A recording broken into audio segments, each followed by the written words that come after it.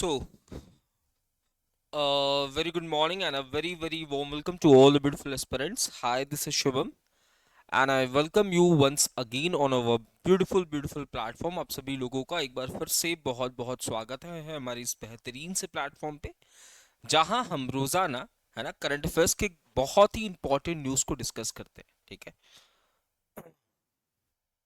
चलिए तो बढ़ते हैं आज की पहली न्यूज की तरफ। उससे पहले देख लेते हैं कौन कौन से टॉपिक्स के ऊपर आज हम लोग बातें करने वाले हैं। तो हमारे पास रैंक्स एंड रिपोर्ट्स से रिलेटेड न्यूज है, नेशनल एंड स्टेट अफेयर्स के हैं, स्कीम्स के न्यूज है, इंटरनेशनल अफेयर्स के न्यूज है, awards and rewards, sports and games and important days से रिलेटेड न्यूज है। ठीक है, तो बढ़ते हैं आज की पहली न्यूज की तरफ। द वेरी फर्स्ट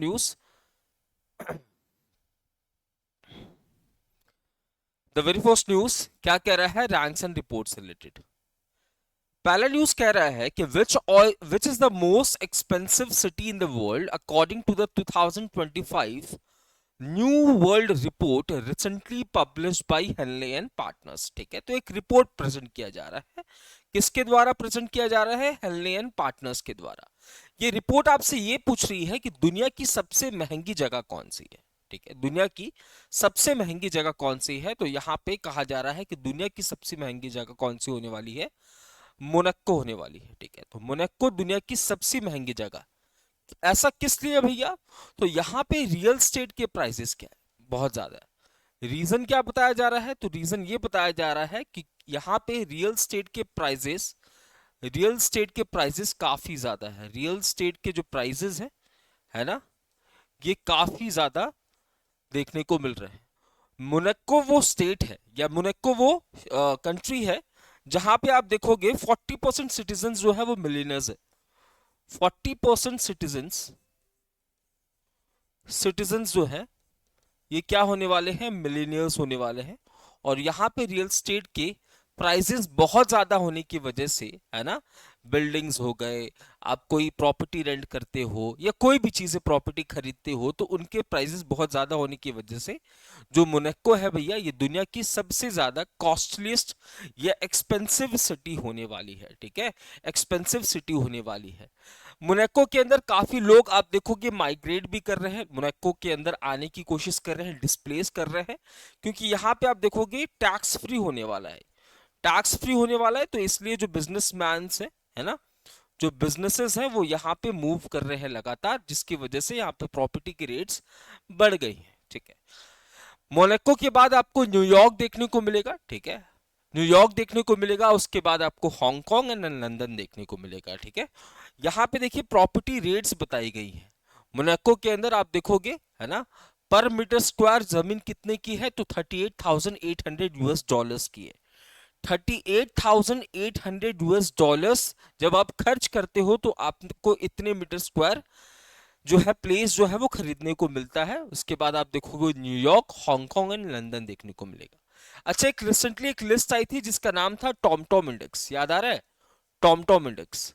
इस टॉमटॉम इंडेक्स ने बताया कि दुनिया की सबसे ज्यादा स्लोएस्ट सिटी कौन सी है। स्लोएस्ट सिटी का मतलब क्या है? कि सबसे ज्यादा ट्रैफिक कौन से शहर में है ना। तो लंदन इस लिस्ट को टॉप कर रहा था टॉमटॉम इंडेक्स को, है ना। एंड सेकंड नंबर पे आपको बेंगलुरु देखने को मिलेगा। ठीक है, बेंगलुरु देखने को मिलेगा। तो एग्जाम में अगर आपसे क्वेश्चन पूछे कि टॉमटॉम इंडेक्स क्या बताता है, तो याद रहे टॉमटॉम इंडेक्स बताता है कि दुनिया की सबसे स्लोएस्ट सिटी कौन सी है। स्लोएस्ट इस मामले में है कि वहां पे ट्रैफिक बहुत ज्यादा है। ठीक है, तो Monaco is going to be the most expensive city in the world. यहां पे आप देखोगे पर मीटर स्क्वायर आपको यूएस डॉलर्स 38,800 खर्च करने पड़ेंगे अगर आप कोई प्रॉपर्टी परचेज कर रहे हैं तो। अगला है नेशनल एंड स्टेट अफेयर्स से रिलेटेड। आपसे पूछा है who has been recently awarded Fiji's highest honour companion of the order of Fiji. ठीक है, तो रिसेंटली अगर आपको याद हो है ना, फ्रेंच गवर्नमेंट ने पायल कपाडिया कौन थी भैया? एक फिल्म मेकर है ना, film maker. Cannes film festival जो 2024 में कंडक्ट हुआ था, यहां पे इन्होंने ग्रैंड प्रिक्स जीता था। क्या जीता था? ग्रैंड प्रिक्स जीता था। और रिसेंटली इनको फ्रेंच गवर्नमेंट जो है अवार्ड कर रही है। फ्रेंच गवर्नमेंट इन्हें अवार्ड कर रही है, ठीक है, किसे? पायल कपाडिया को। इसके बाद कुमार मंगलम बिरला, है ना, इनको लता दीनानाथ मंगेशकर अवार्ड से नवाजा गया, अगर आपको याद हो, लता दीनानाथ दीनानाथ मंगेशकर अवार्ड से नवाजा गया। इससे पहले यह अवार्ड अमिताभ बच्चन को दिया गया था। इससे पहले यह अवार्ड अमिताभ बच्चन को दिया गया था, ठीक है। अच्युता समंता, है ना, आपने सुना होगा किम्स यूनिवर्सिटी, है ना, किम्स सुना होगा आपने, किट सुना होगा आपने, ये सारे कहां पे हैं? भुवनेश्वर के अंदर। ये सारे कहां पे हैं? भुवनेश्वर के अंदर है। तो ये इनके फाउंडर है, क्या नाम है इनका? अच्युता समंता, ठीक है। इनको रिसेंटली अगर आपको याद हो गुरुदेव कालीचरण अवार्ड से नवाजा गया। किस अवार्ड से? गुरुदेव गुरुदेव कालीचरण अवार्ड से नवाजा गया, ठीक है। एंड मधुसूदन राय को, मधुसूदन राय जी को किस अवार्ड से नवाजा जा रहा है? तो फिजी के हाईएस्ट सिविलियन अवार्ड से नवाजा जा रहा है। याद रहे ये जो फिजी का हाईएस्ट सिविलियन अवार्ड है, इससे रिसेंटली फेब के मंथ में द्रौपदी मुर्मू जी को भी नवाजा गया था। द्रौपदी मुर्मू जी को भी अवार्ड मिली थी, साथ ही साथ नरेंद्र मोदी जी को भी अवार्ड मिल चुका है। और अब मधुसूदन राय जी को फिजी का हाईएस्ट सिविलियन अवार्ड से नवाजा जा रहा है। क्योंकि आप देखोगे इनका काफी ज्यादा कंट्रीब्यूशन है, इनका काफी ज्यादा आपको कंट्रीब्यूशन देखने को मिलेगा, है ना, हेल्थ केयर के सेक्टर में, हेल्थ केयर के सेक्टर में, साथ ही साथ बहुत सारे सोशल वर्क भी करते हैं, बहुत सारे सोशल वर्क भी करते हैं। इनके द्वारा एक हॉस्पिटल को स्टैब्लिश किया गया था, इनके द्वारा एक हॉस्पिटल को स्टैब्लिश किया गया था जिसका नाम है श्री साध्य साई संजीवनी चिल्ड्रंस हॉस्पिटल, है ना, श्री साध्य साई संजीवनी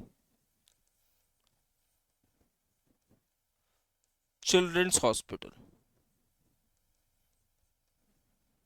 तो इनके सोशल वर्क की वजह से, इनके हेल्थ केयर के सेक्टर में कंट्रीब्यूशन की वजह से मधुसूदन राय को फिजी का हाईएस्ट ऑनर से नवाजा जा रहा है, जिसका नाम है companion of the order of Fiji. चलिए अगली न्यूज की तरफ। अगला न्यूज है स्कीम्स एंड इनिशिएटिव से रिलेटेड। आपसे पूछा है कि which of the following state या फिर union territory recently implemented Ayushman वय वंदना स्कीम। देखो हमारे देश के अंदर आपको एक स्कीम देखने को मिलेगा जिसका नाम है प्रधानमंत्री जन आरोग्य स्कीम या प्रधानमंत्री आयुष्मान भारत, प्रधानमंत्री आयुष्मान भारत, आयुष्मान भारत जन आरोग्य योजना, ठीक है। ये स्कीम किसकी है? मिनिस्ट्री ऑफ हेल्थ की ये स्कीम होने वाली है, मिनिस्ट्री ऑफ हेल्थ की स्कीम होने वाली है। इस स्कीम के अंदर क्या होने वाला है? 5 लाख पर फैमिली, 5 लाख पर फैमिली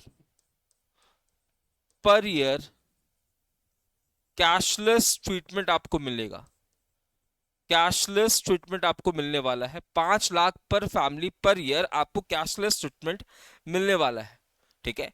23 सितंबर 2018 को ये लॉन्च किया गया, 23 सितंबर 2018 को ये लॉन्च किया गया। इसके बाद इस स्कीम को एक्सपैंड करने की बात की गई, इस स्कीम को एक्सपैंड करने की बात की गई। एक्सपैंड हम कैसे करेंगे? तो एक और स्कीम को लॉन्च करके जिसका नाम है प्रधानमंत्री, जिसका नाम है प्रधानमंत्री आयुष्मान वय वंदना, आयुष्मान वय वंदना। इसके अंदर क्या होगा? इसके अंदर ऐसे बुजुर्ग जिनकी उम्र 70 साल से ज्यादा है उनको 5 लाख का एडिशनल बेनिफिट मिलने वाला है, 5 लाख का सेम बेनिफिट मिलने वाला है इररिस्पेक्टिव ऑफ योर, है ना, आप किसी भी बैकग्राउंड से हैं, आपकी कितनी भी आमदनी है ना, रिस्पेक्टिव ऑफ योर वेल्थ। मतलब कहने का मतलब क्या है? इस पर्टिकुलर स्कीम में तो आपके पास क्राइटेरिया है कि अगर आपकी इनकम इतनी है तभी आपको, है ना, तभी आपको स्कीम का लाभ मिल सकता है। बट आयुष्मान वय वंदना योजना के अंतर्गत, है ना, 70 साल से ज्यादा के जितने भी बुजुर्ग हैं उनको 5 लाख रुपए पर ईयर, है ना, कैशलेस ट्रीटमेंट मिलने वाला है इरिस्पेक्टिव ऑफ देयर वेल्थ। इस स्कीम को इनिशिएट कब किया गया था? तो 29 अक्टूबर 2024 को इस स्कीम को इनिशिएट किया गया था। ठीक है, तो प्रधानमंत्री आयुष्मान भारत जन आरोग्य योजना को एक्सपैंड किया जा रहा है। एक्सपैंड किस तरीके से? तो आयुष्मान वय वंदना इस इनिशिएटिव को लॉन्च करके, जिसके अंदर हर 70 साल का बुजुर्ग व्यक्ति 5 lakh per year cashless treatment avail कर सकता है। इसको इंप्लीमेंट करने वाली स्टेट या यूटी कौन सी होने वाली है? तो न्यू दिल्ली होने वाली है। ठीक है, न्यू दिल्ली ने इसे प्रेजेंट हाल ही में इंप्लीमेंट किया था। ये बात आपको ध्यान में रखनी है। ठीक है, ध्यान में रखनी है। ठीक है, अच्छा, रिसेंटली अगर आपको याद हो, न्यू दिल्ली 35th स्टेट बनी थी, भारत की 35th स्टेट बनी थी जिसने प्रधानमंत्री आयुष्मान भारत जन आरोग्य योजना को इंप्लीमेंट किया था। ठीक है, इससे पहले 34th वाली स्टेट कौन बनी थी? उड़ीसा। 34th वाली स्टेट कौन बनी थी? उड़ीसा, जिसने प्रधानमंत्री आयुष्मान भारत जन आरोग्य योजना को इंप्लीमेंट किया था। चलिए, इंटरनेशनल अफेयर्स की न्यूज है। आपसे पूछा है कि which country declared the end of Ebola Sudan virus outbreak. देखो, इबोला वायरस, एक होता है इबोला वायरस, एक होता है इबोला सूडान वायरस। देखो, दोनों जो है वायरस की वजह से होता है। Both are caused by virus, है ना, ये दोनों ही वायरस की वजह से होता है। ये फैलता कैसे है? अगर कोई इन्फेक्टेड है, अगर कोई इन्फेक्टेड है ना, और उस इन्फेक्टेड व्यक्ति का ब्लड के साथ कांटेक्ट, आपके ब्लड के साथ कांटेक्ट हो रहा है, सीमेन के साथ कांटेक्ट हो रहा है, या वो इन्फेक्टेड व्यक्ति ब्रेस्ट फीड कर रहा है, ब्रेस्ट फीड कर रहा है, तो इस तरीके से भैया, इस तरीके से ये दूसरे व्यक्ति में फैल जाता है। मतलब हाथ लगाने से इबोला वायरस नहीं फैलेगा। ठीक है, अगर लेट्स से मैं इन्फेक्टेड हूं, मेरे ब्लड के कांटेक्ट में आपका ब्लड आ गया तो आप इन्फेक्टेड हो जाओगे। आप ब्रेस्ट फीड कर रहे हो तो आप इन्फेक्टेड हो जाओगे। मेरा सीमेन आपके अंदर चला गया तो आप इन्फेक्टेड हो जाओगे। इस तरीके से ये फैलता है। ठीक है, इस तरीके से फैलता है। इबोला वायरस की बात करूं, इबोला वायरस की अगर मैं बात करूं तो इसका जो पहला केस था वो 1976 में देखा गया था। 2 आउटब्रेक देखने को मिले थे। ठीक है, 2 आउटब्रेक देखने को मिले थे, एक साउथ सूडान के अंदर, एक साउथ सूडान के अंदर, और एक कॉन्गो के अंदर इसका केस देखने को मिला था। इबोला जो वायरस होता है ये थोड़ा ज्यादा सीवियर होता है। ठीक है, इसकी मोर्टिलिटी रेट हाई होती है। मोर्टिलिटी रेट हाई होती है, मतलब कितने परसेंट, है ना, पर लाख मर रहे हैं। और इसकी मोर्टिलिटी रेट थोड़ी कम होती है, इसकी मोर्टिलिटी रेट थोड़ी कम होती है। तो आपसे पूछा है इबोला सूडान वायरस आउटब्रेक से कौन सा देश जो है वो बाहर आ चुका है? तो Uganda is going to be the right answer.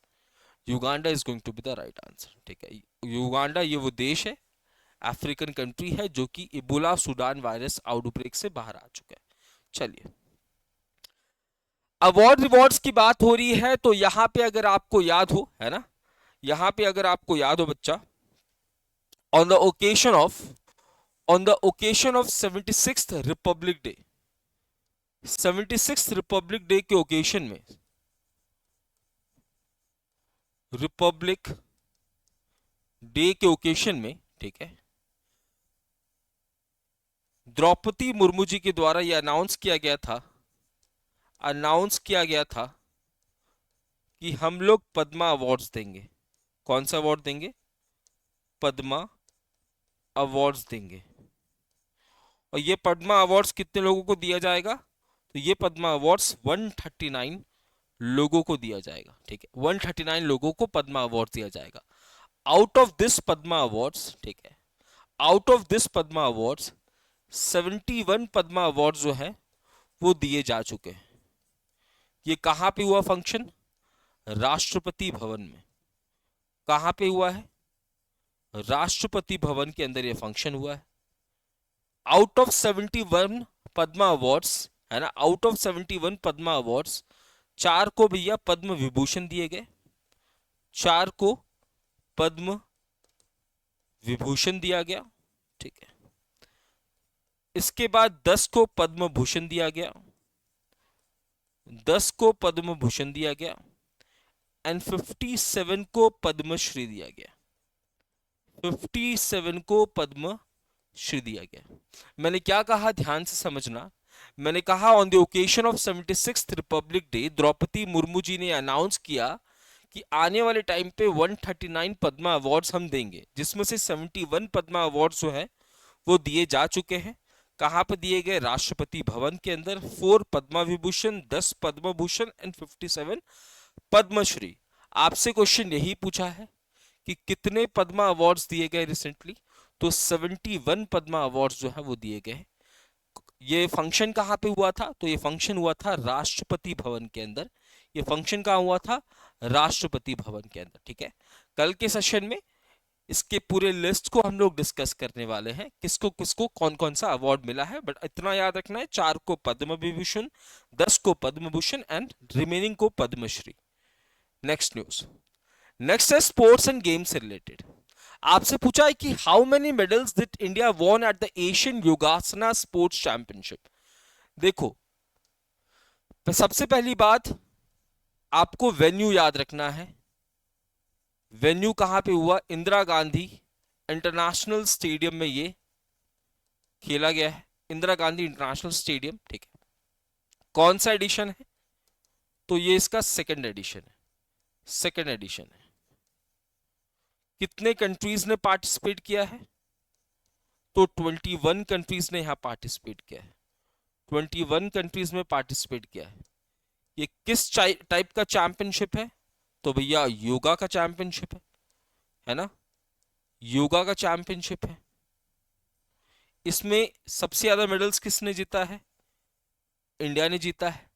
India ने टोटल कितने मेडल जीते हैं, 87, जिसमें से 83 गोल्ड है, 3 सिल्वर है, 1 ब्रोंज है। इसके बाद सेकंड पोजीशन पे आपको कौन देखने को मिलेगा, जापान। जापान ने टोटल कितने मेडल जीते हैं, जापान ने टोटल 10 मेडल जीते हैं, ठीक है। तो second edition of योगासना sports championship 2025 कहां पे कंक्लूड हो रहा है, इंदिरा गांधी इंटरनेशनल स्टेडियम। दूसरा एडिशन था, 21 कंट्रीज ने पार्टिसिपेट किया, 170 एथलीट्स ने यहां पार्टिसिपेट किया है, ठीक है। किस टाइप की चैंपियनशिप है, तो भैया योगा वाली चैंपियनशिप है ना, योगा वाली चैंपियनशिप है। योगा डे कब सेलिब्रेट किया जाता है, 21 जून को सेलिब्रेट किया जाता है। सबसे पहली बार कब सेलिब्रेट किया गया, 21 जून 2015 को सेलिब्रेट किया गया। यूनाइटेड नेशंस के द्वारा अप्रूवल कब मिलता है, 2014 को मिलता है, ठीक है। ये बात आपको ध्यान रखनी है। योगा की बात हो रही है तो योगा सिटी आपको कहां देखने को मिलेगा, ऋषिकेश में, ऋषिकेश के अंदर। वही योगा का सबसे बड़ा, है ना, सेंटर आपको कहां देखने को मिलेगा, जम्मू एंड कश्मीर के अंदर, जम्मू एंड कश्मीर के अंदर। ये बात भी आपको ध्यान में रखनी है, ठीक है। तो 87 मेडल्स भारत ने जीते हैं at the second योगासना sports championship, जो कि रिसेंटली कंक्लूड हो रहा है। Very good. चलिए, डेज एंड थीम्स की बात हो रही है। Venice international Chernobyl disaster remembrance day is observed every year. देखो, है ना, अभी तक 2 ही ऐसे इंसिडेंट हुए हैं, ध्यान से समझना। अभी तक 2 ही ऐसे इंसिडेंट हुए हैं, है ना, जो कि न्यूक्लियर इंसिडेंट है। मतलब 2 ही ऐसे न्यूक्लियर मिस हैपनिंग आपको देखने को मिलेगा, ठीक है। 2 ही ऐसे न्यूक्लियर मिस हैपनिंग देखने को मिलेगा। एक हुआ था 26 अप्रैल 1986 को, एक हुआ था 26 अप्रैल 1986 को, है ना, कहां पे, यूक्रेन के अंदर, यूक्रेन के अंदर। तब ये यूएसएसआर हुआ करता था, और यूएसएसआर का ब्रेक हो रहा है 1991 में, ठीक है।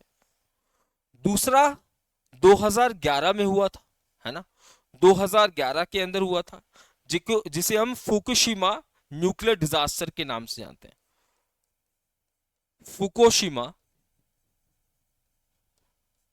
न्यूक्लियर डिजास्टर के नाम से जानते हैं। तो आपको दो ही न्यूक्लियर डिजास्टर देखने को मिलेंगे जो कि ज्यादा खतरनाक थे।